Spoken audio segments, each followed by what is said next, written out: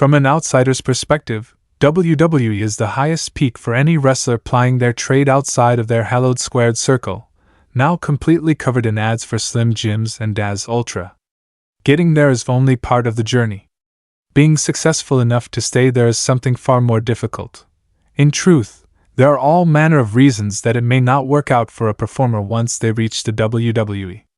From bad creative to there only being a finite amount of television time each week, not every performer will feel valued inside the world's biggest wrestling promotion. If you start thinking about it, there are probably a host of names springing into your mind right now who don't seem as though they have long left in WWE. While once upon a time the WWE was the only way for a performer to maximize their potential, there are now many viable options for a wrestler to make themselves a star outside of their walls.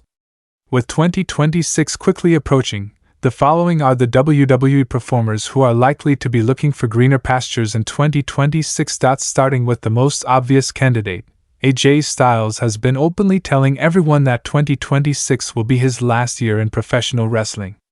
Unlike a lot of the wrestlers on this list, there is nothing contentious or bitter about AJ's decision to leave WWE. The Phenomenal One is one of the most universally loved wrestlers for good reasons, and his time in WWE has delivered just as much gold as everywhere else he has blessed with his talents. Perhaps the most interesting question about AJ's final run surrounds whether or not WWE will allow him to visit some of the other federations he has called home over the years. It would be incredible to see him return to NJPW, where his time as leader of the Bullet Club and his glittering collection of matches are still revered by any wrestling fan with eyes.